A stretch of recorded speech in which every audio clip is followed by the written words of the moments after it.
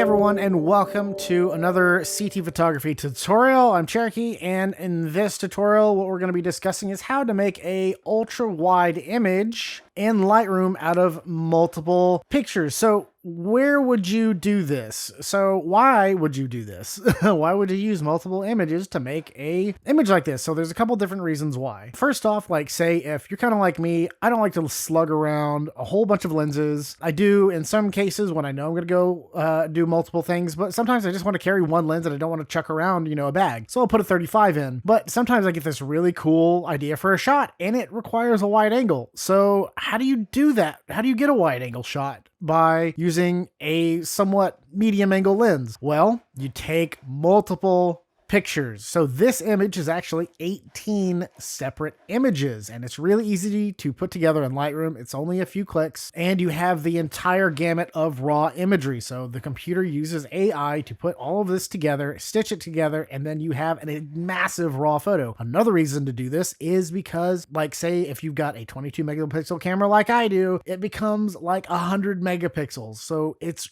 huge. It's a massive file. So if you ever wanted to print it in a very, huge gallery style print, you totally have that freedom. Okay, but first, before we jump into it, why don't you go ahead and like and subscribe to the YouTube if you like this tutorial afterwards. Also, you can check me out on Patreon at patreon.com/CherokeeTurner, as well as I upload all my photography to facebook.com/CherokeeTurner-Photo-Video and Instagram.com/Cherokee_Turner. And all those links are down in the below. And I'd absolutely appreciate if you just like and subscribe. That's fine. Everything helps support my channel. So let's go ahead and jump into this. So this is the finished image, and we're going to be using all of these images. So I went on a giant kind of photo walk where I go downtown, I take pictures of strangers, and I upload them to Instagram, and they get a cool photo at the end. But here are the pictures that I used. So I used 27 through 44. So I'll go ahead and click this. And that is just a portion of the finalized image. So this is this spot over here of that image. I've already brightened it up and everything. So what you're going to do is you're going to select the first image, and you don't have to do any editing whatsoever. Just select that image. So I've got these images selected, but how do you set this up in your camera? So what you want to do whenever you're out there and you want to take a really wide angle photo with, somewhat of a non-wide angle lens, you have to think about what you're taking photos of. So whenever I went and did this, I knew I'd have a starting point. So I started with this tree. So I want this big panorama. So I'll take a picture of this tree, and then I made sure to overlap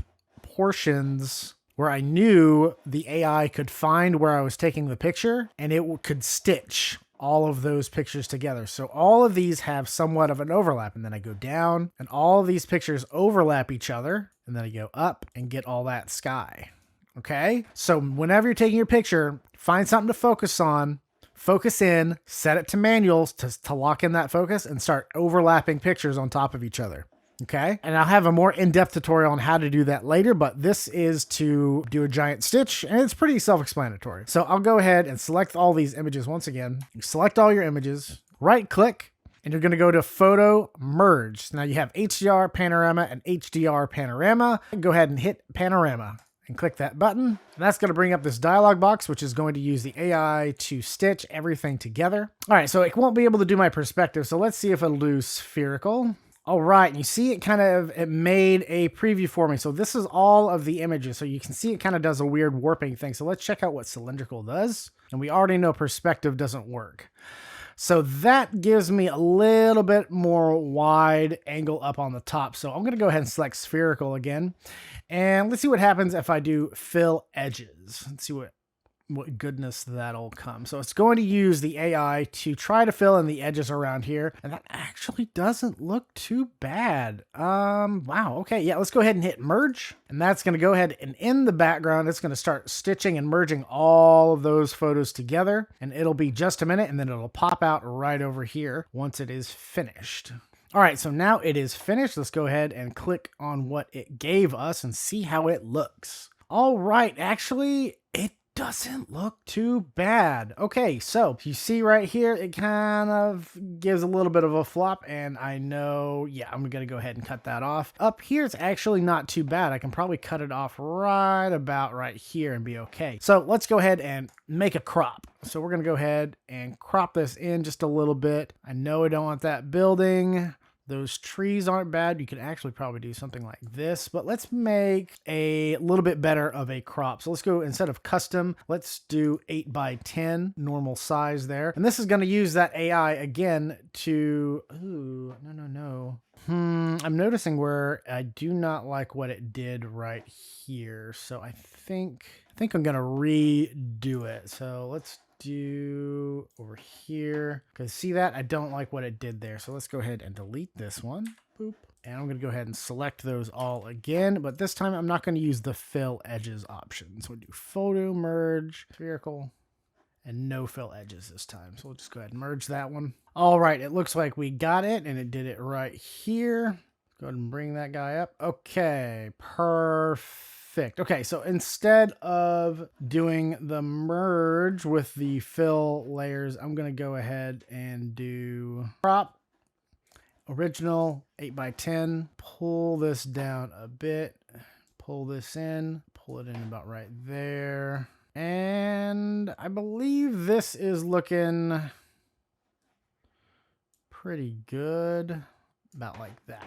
Okay. And voila, we have our image. So this is comprised of about 18 different images. Of course, it's not using all of the image data, but it is using a lot of it. So this is probably somewhere around 60 to 70 megapixels, and you can zoom on in pretty far.